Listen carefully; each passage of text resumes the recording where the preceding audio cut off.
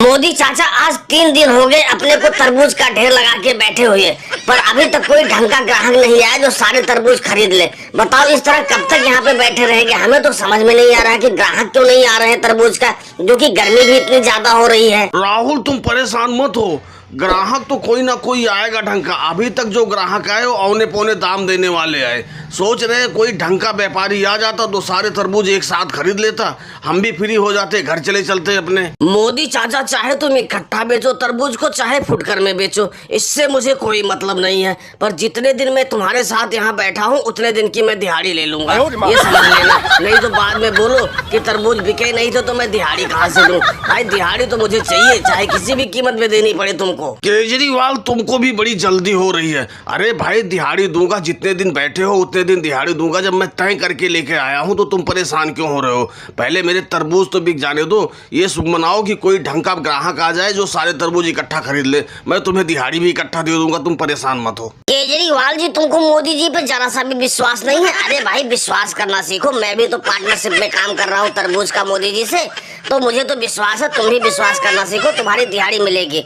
मोदी जी कोई व्यापारी आ रहा तगड़ा लग रहा है कि सारे तरबूज इकट्ठा खरीद लेगा, रेट थोड़ा ठीक ठाक करके देना। अरे भाई तरबूज किस भाव में दे रहे हो? तरबूज ठीक ठाक तो दिख रहे हैं, पता नहीं कच्चे हैं या कि पक्के हैं, लेकिन रेट अपना बताओ, ढंग का बताओ तो सारा तरबूज तुम्हारा इकट्ठा ही खरीद लेंगे। सेठ जी तरबूज में कोई कमी नहीं है, तरबूज सारे पके हुए हैं, हमने सारे तरबूज चेक करके ही तोड़े हैं खेतों से।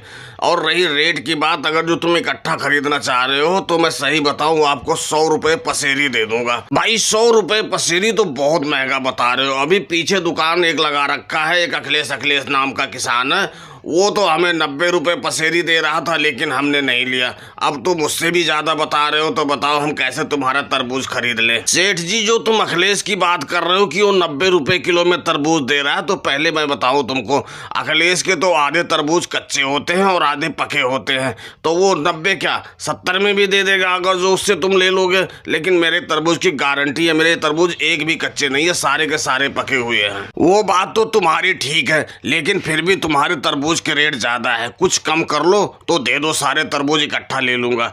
ऐसा करो 80 रुपए पसेरी दे दो, सारे के सारे तरबूज दे दो हमको, अभी हम लोड करवा लेते हैं। सेठ जी रेट तो तुम बहुत कम लगा रहे हो, 80 रुपए तो बहुत कम है, लेकिन फिर भी मैं एक बार अपने पार्टनर से पूछ लेता हूँ कि इस रेट में बेचना चाहता है कि नहीं बेचना चाहता।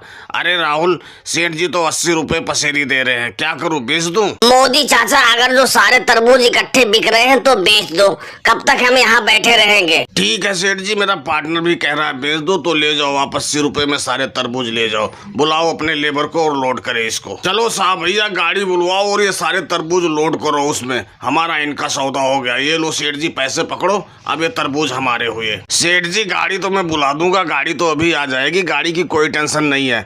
पर एक बात पहले सुन लो, 50 रुपए कुंटल लगेंगे लोड करने के, इतना याद रखना, नहीं बाद में कहो कि इतने नहीं इतने दूंगा। और दोस्तों वीडियो पसंद आई हो तो वीडियो को लाइक और सब्सक्राइब करना ना भूलें। धन्यवाद।